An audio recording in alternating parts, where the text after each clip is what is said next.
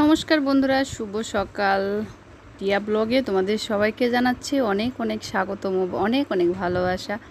তো আজকে সকালবেলা থেকেই ব্লগটা শুরু করে দিলাম। এখন বাজে সকাল 5:30। তো উঠেছি একটু আগেই, 5টার দিকে ঘুম থেকে উঠেছি। তো ওঠার পরে এই যে কাপড়টা চেঞ্জ করলাম, তো ভাবলাম যে কাপড়টা তাহলে ধুয়েই দিই।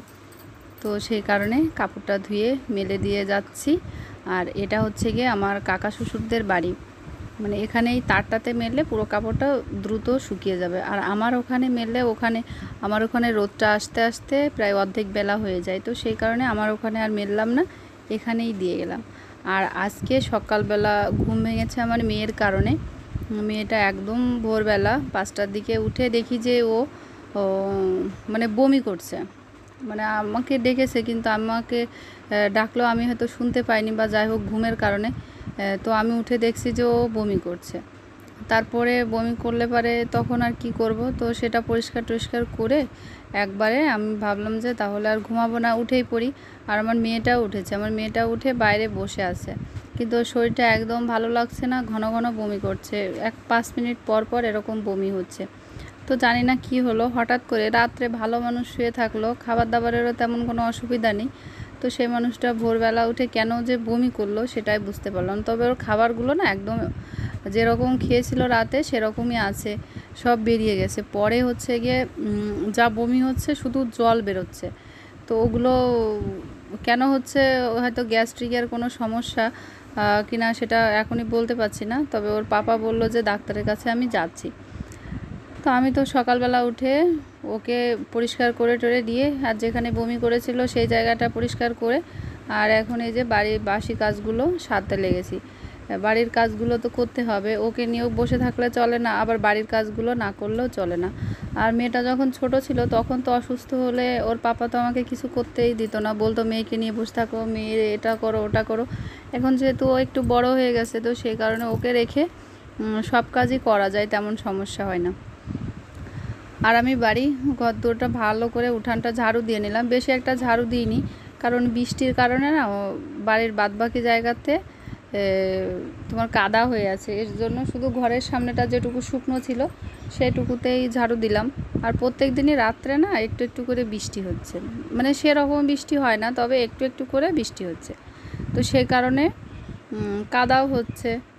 একটানা বৃষ্টি হলে কিন্তু বাড়িতে সেরকম কাদাই হয় না। এই দেখা যাচ্ছে রোদ, আবার দেখা যাচ্ছে যে মেঘ হয়ে বৃষ্টি পড়ছে। তো চলে আসলাম গোয়াল ঘরে। আর গোয়াল ঘরের অবস্থা তো দেখতেই পেলে যে কি অবস্থা করে রেখেছে।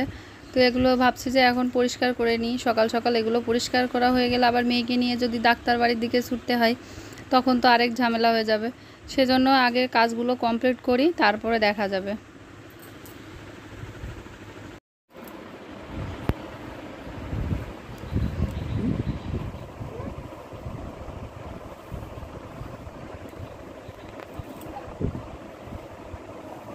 খালি নিচে দেবে তাচ্ছে, উপর দেবে তাচ্ছে না। বমি কয়বার করিস? 5বার। ওই ঘরের মধ্যে কয়বার করিস? 2বার। তো দেখো ফ্রেন্ড, সকালবেলা মানে সকালবেলা বলতে ভোর 5টার দিকে মেয়েটা দেখি যে উঠে বসে আছে। তারপর আমি উঠলাম, উঠার সঙ্গে সঙ্গে বিছানাতে একবার বমি করলো। তারপর বিছানায় বমি করার পরে বাথরুমে গেছিলো, 5 মিনিট মতো পরে বাথরুমে গিয়ে আবার ওর বমি হয়েছে। তারপর আরও একবার হলো, বাইরে বসেছিল, বললো যে আমি ঘুমাবো না, বাইরে দিয়ে একটু হাঁটাহাঁটি করতেছিল। তো হাঁটাহাঁটি করে একটু বসলো, বসার পরে ওখানে আবার হয়েছে। তো এই যে ঘরে ওকে এই যে বিছানাটা তুলে ভিজাতে দিয়েছি কাচবো বলে, সেজন্য ঘরে এমনি এমনি আছে গিয়ে তোষকের উপরই ওরা শুয়ে আছে। আর এই যে একটা গামলা দিয়ে গেছিলাম, তো গামলার মধ্যেও 2বার বমি করছে, কিন্তু শুধু জল আর কিছু না। তো হঠাৎ করে কি কারণে এমনটা হলো আসলে আমরাও বুঝতে পারছি না। রাত্রে ও তো এমনি আজে বাজে খাওয়া দাওয়া করে না, তো কি হলো সেটা ভগবান সেই জানে। মেয়েটা যেন সুস্থ হয়ে যায়। আসলে ওর কিছু হলে আমরা সবাই অনেকটা ভেঙে পড়ি, সবারই অনেক কষ্ট হয়। ওখানে যে কাঁথামৃদে একটু শুয়ে আছে, যদি একটু ভালো থাকে সেই কারণে। তো মেয়েটার সঙ্গে কথা বলতে বলতে ও আবার বমি করলো। তো ওর মাথাতে জল দিলাম, চোখে মুখে জল দিলাম, দিয়ে এই যে এখন মাথাটা আবার মুছিয়ে দিচ্ছি, চুলগুলো বাঁধা আছে। তো ও বমি করতে করতে আর কি ক্লান্ত হয়ে পড়ছে। নিজেরা বড় মানুষ, তাই একবার বমি হলে আমাদের শরীরটা ক্লান্ত হয়ে যায়। আর ও তো ছোটো মানুষ, বাচ্চা মানুষ, ওরও শরীরটা ক্লান্ত হয়ে যাচ্ছে। তোর পাপা গেছে ওষুধ আনতে ডাক্তারের কাছে। তো ওষুধ নিয়ে আসলে ওষুধ খাইয়ে দেব, দেখা যাক কমে নাকি। আমি আবার একটু দেখছিলাম যে গায়ে জ্বর টর এসছে নাকি, তো দেখলাম যে না, গায়ে জ্বর টর নেই। তো দেখো একবারে চলে আসলাম একদম দুপুরবেলা। আর এই যে দেখো গলার ভিতরে অনেকগুলো র্যাশ বেরিয়েছে, যেগুলোতে মানে খুব যন্ত্রণা হচ্ছে। আগের দিন জিওল মাছ ভাজতে গিয়ে তেল ছিটে পড়ে মানে ফোসকা পড়ে গেছিলো, তো সেগুলোতেই খুব জ্বালাচ্ছে। মালা পরেছিলাম আরও, মালার কারণে আরও হয়েছে। আর এই যে বাইরে দেখো বৃষ্টি চলে এসছে। আর তখন যে তোমাদেরকে বললাম না লোটাসের পাপা গেছে ওষুধ আনতে, তো লোটাসের পাপা ওষুধ নিয়ে বাড়ি এসেছিলো। তো ডাক্তার ওকে 2টো ডোজ দিয়েছিল।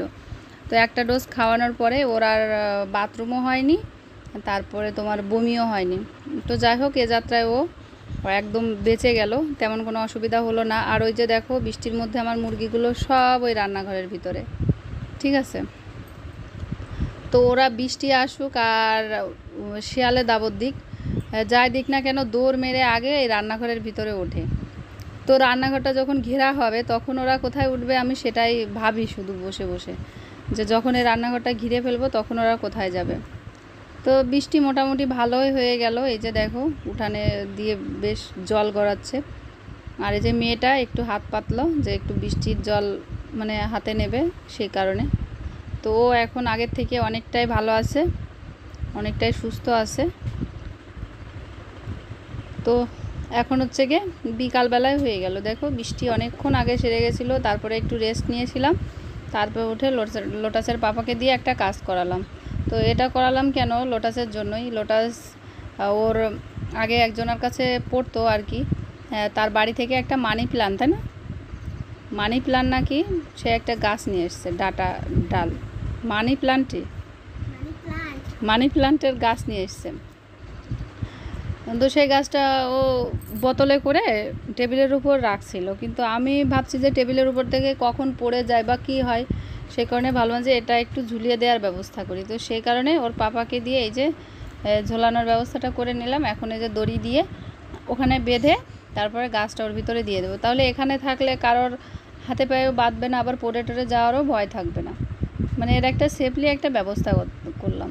আসলে বাগান করা, গাছ লাগানো, এটা আমারও খুব শখ করে যে আমি এটা ওটা করি, কিন্তু সময় না, আমাদের জায়গার অভাবে করতে পারি না। আর গ্রামের এই ঘর বাড়িতেও যে গাছপালা লাগিয়ে রাখবো সেরকমটাও হয় না, হ্যাঁ। তো সেই কারণেই করা হয় না। তবে ভাবছি যে আস্তে আস্তে দুটো একটা গাছ এরকম গ্রিলের সঙ্গে যদি ঝুলিয়ে রাখা যায় তাহলে হয়তো ভালোই হবে। তো এটাই হচ্ছে প্রথম একটা গাছ ঘরের ভিতরে এভাবে ঝুলালাম। আর ওটা করে এই যে চলে আসলাম সন্ধ্যার প্রদীপটা গোছাতে, যেহেতু সন্ধ্যা দিতে হবে না বিকেলের দিকে, সন্ধ্যার দিকে, সে কারণে ওটা গুছিয়ে রেখে যাব। আর বেশিরভাগ দিন সন্ধ্যা আমার মেয়েই দেয়, মানে ওকে দিয়েই সন্ধ্যাটা দেওয়াই। এটা একটা অভ্যাসও বলতে পারো। কারোর যদি এই অভ্যাসটা না থাকে, তারা হাজার মানে বুড়ো হয়ে যাবে, তাও এই অভ্যাসটা তাদের দ্বারাই সম্ভব হবে না। তো সেই কারণে মেয়েকে একটু একটু করে শিখাই যে যেগুলো করার সেগুলো যেন ও করে, ঠিক আছে। তারপরে বিছানার অবস্থা তো খুবই খারাপ। সকালে বললাম যে মেয়েটা বমি করেছিল, তো বিছানা চাদর টাদর সব তুলে ধুয়ে দিয়েছিলাম। ধুয়ে দেওয়ার পরে এখন বিকালবেলা লোটাসের পাপা বিছানায় বসেছিল, তো ওকে বললাম তুমি একটু বাইরে যাও, আমি বিছানাটা তুলি। তো ওকে বাইরে পাঠিয়ে দিয়ে, তো এই যে দেখো আজকে নতুন একটা বিছানার চাদর পাতলাম ঘরে। এই বিছানার চাদরটা কিনেছিলাম লোটাসের পাপা যখন সুস্থ ছিল তখন, কিন্তু তারপরেই অসুস্থ হয়ে গেল, সেই কারণে আর এই বিছানার চাদরটা পাড়া হয়নি। তো আজকে ভাবলাম যে পেরেই নিই, কারণ আমার বিছানার চাদর ছিল 3টা, 3টা থেকে একটা বিছানার চাদর একদম নষ্ট হয়ে গেছে, ছিঁড়ে গেছে। তো সেজন্য ভাবছি যে বিছানার চাদর দুটো না কিনলেই নয়, কারণ একটা দুটো বিছানার চাদর দিয়ে হয় না। মাঝে মাঝে এমন হয় যে বিছানার চাদর তুলে রেখে আবার অন্য একটা পাততে হয়, সব সময় তো কাচা সম্ভব হয় না। আর যদি কাচাটা সম্ভব হয় সেটাও ব্যাপার না, হয়ে যায়। তারপর 2-3টে বিছানা চাদর থাকলে কি হয়, এটা একবার পাতলাম ওটা একবার পাতলাম, তাহলে নষ্ট কম হয়। আর একটা না একটা বিছানা চাদর বিছানাতে থাকলে দেখতেও ভালো লাগে না, আবার মাঝে মাঝে কাচলে তখন আবার বিছানাটা ফাঁকা ফাঁকা থাকে। হ্যাঁ, তো সেই জন্য তো তোমরা কমেন্ট করে জানিও যে বিছানা চাদরটা তোমাদের কেমন লাগলো। তবে এটা আমার ভালো পছন্দ হয়েছিল, সে কারণে আমি নিয়েছিলাম। তখন একটা ফেরিওয়ালার থেকে, আমাদের বাড়ির উপরে আসে ফেরিওয়ালা, ওনার থেকে নিয়েছিলাম। তো কেমন হয়েছে কমেন্ট করে জানিও। তারপরে দেখছি যে ড্রেসিং টেবিলের অবস্থাও মোটামুটি অনেকটাই খারাপ। তো সেটাও টুকটাক করে, বেশি না, টুকটাক করে গুছাতে গেলাম, দেখি যে একটা ব্লেডও সেখানে আছে। তো কখন কার হাত টাত কেটে যায়, সে কারণে ব্লেডটা বাইরে রেখে আসলাম। আর এই যে একটা মোটামুটি আর কি পরিষ্কার করার চেষ্টা করলাম, বেশি একটা না, একটু হালকা পাতলা গোছালাম, যাতে দেখতে একটু হলেও ভালো লাগে। কারণ এটা তো ডিপ ক্লিন করছি না এখন, মোটামুটি যাতে দেখতে ভালো লাগে সেরকমটাই করলাম। তো এই যে দেখো, আলনাটার অবস্থাও ভালো না, কারণ আমার বাড়িতে আমি ছাড়া একটা জামা কাপড়ও কেউ গুছিয়ে রাখে না। আমার মেয়েটাও জামা কাপড় গুছিয়ে রাখে না, আবার ওর পাপাও জামা কাপড় পরে যেখানকারটা সেখানেই ছড়িয়ে ছিটিয়ে রাখে, ওরা কেউ কোনো কিছুই গোছায় না। তো মেয়েটা বিছানাতে গড়াগড়ি খাচ্ছে। আর এই যে দেখো শোকেসের সামনেটা, সমস্ত জিনিসের কারখানা যেন এখানেই। তো যেখানে যা পাবে আমার মেয়েটা সব জিনিস এনে এখানটায় রাখে। ওর জন্য আরও ঘর দোর কিচ্ছু পরিষ্কার থাকে না একদম, মানে ও হয়তো এটা পছন্দই করে না যে পরিষ্কার পরিচ্ছন্ন থাকুক। আর এই যে শাকগুলো দেখো, এই শাকগুলো আমার কাকি শাশুড়ি মাঠ থেকে নিয়ে এসে দিল। তো ভাবছি যে তাহলে শাকগুলো একবারে বাইরে রেখে দিই, যেহেতু এখন সন্ধ্যায় লেগে গেছে প্রায়। তো শাকগুলো আমি বাইরে রেখে দিলাম, যাতে রাত্রেবেলা শাকগুলো একটু নিয়র পাই, সতেজ থাকে সেই জন্য। তারপরে দেখি যে মেশিনের অবস্থা, মেশিনটা একদম ফাঁকা পড়ে আছে। তো মেশিন এভাবে থাকলে ধুলো ময়লা পড়ে নষ্ট হয়, সে কারণে একটা আমার মিক্সি ছিল পুরাতন, তো সেটা দিয়েই ঢেকে ঢুকে রাখলাম। হয়তো ভিডিওটা দেখতে তোমাদের কষ্ট হবে, কারণ এক হাতে কাজ আর এক হাতে ক্যামেরা, ঠিক আছে।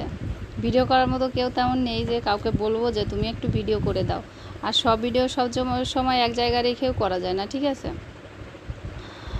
তো সব ঘর মোটামুটি গোছালাম, আর একটা রুম বাকি আছে, ওটাতে এখনই হাত দেব না, কারণ পাশের ঘরটাতে কাজ হচ্ছে, ওই ঘরটা তখন গোছাবো। আর এই যে দেখো সন্ধ্যা টন্ধা দেওয়া কিন্তু হয়ে গেছে। হয়ে যাওয়ার পরে এখন তোমাদের দাদাভাই বললো যে তাহলে লেবু জল খাই। আর ওর অ্যাক্সিডেন্টের পর থেকেই মানে লেবু জলটা প্রত্যেক দিনই প্রায় আমাদের খাওয়া হয়। ও তো আগে খেত, আমরা খেতাম না, কিন্তু এখন ও শুদ্ধ আমরা সবাই খাই। তো ওখানে ও লেবু জল বানাচ্ছে, ওকেই দিলাম নিয়ে এসে, কারণ আমার হাতের অবস্থা ভালো না। আমার হাতের ভিতরে ছোট ছোট ফুসকুড়ি হয়, যেটা থেকে জল বেরোয়, আর ওটা থেকে মানে ঘা মতো হয়ে যায়। তারপরে ভাতও খেতে পারি না, মানে ঝাল জাতীয় বা হাতে পায়ে ধরে সেরকম আমি কিচ্ছু করতে পারি না। তো লেবুটা যদি আমি রসটা বের করতে যাই, তাহলে আমার হাতে এমন পরিমাণে ধরবে যে আমি সেটা সহ্য করতে পারবো না। সেই কারণে লোটাসের পাপাকেই দিলাম যে ওটা রসটা বের করে শরবতটা বানাতে। তো ওখানে বানাচ্ছে, আমি ভাবলাম যে এই সুযোগে তাহলে আমার চুলটা বেঁধে নিই। যাই হোক, দুটো একটা চুল আছে, তো একটু বেঁধে বেঁধে রাখলে যদি ভালো দেখা যায়, তো সেই কারণে চুলটা মুড়িয়ে মুড়িয়ে নিয়ে এভাবে রাবার দিয়ে পেঁচিয়ে দিলাম। আর মেয়েটার চুল এখনও বাঁধিনি, তবে ওর চুলটা একটু পরে বেঁধে দেবো। আর এই যে এখন গ্লাস নিয়ে চলে যাচ্ছি, কারণ শরবত বানানো একদম কমপ্লিট হয়ে গেছে। তো এই গ্লাসটা নিয়ে গিয়ে এখন সবাই মিলে একসঙ্গে খাওয়া হবে, কারণ এক একজন করে খাবো। আমাদের এই মগ আরও আছে, আরও দুটো না একটা আছে, তবে বের করি না, যে অতগুলো বের করে ধোয়া মোছারও তো একটা ব্যাপার থাকে। আর আমি একা এই গরু বাছুর ঘর সংসার সামলে, মানে আমি একা একা পারি না, ঠিক আছে। তো যেটুকু পারি করার চেষ্টা করি। আর এই যে লোটাসের পাপা একাই কিন্তু আজকে এই মগটাতে প্রায় 1 পোয়া জল ধরে, তো ও এই মগের 2.5 মগ জল খেয়েছে। আর আমি আজকে 1 মগ খেয়ে তারপরে আর খেতে পারিনি, সেই কারণে আমি খাইনি। আবার আমার মেয়েটাও সেই একই রকম।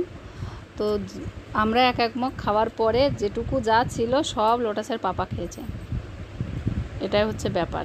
আর যে মেয়েকে দেবো, মেয়েটাও মাঝে মাঝে অনেকটাই খায়, আবার আজকে খেলো না, আজকে 1 মগই খেলো। আর ও ওখানে গান প্র্যাকটিস করতে বসছিল।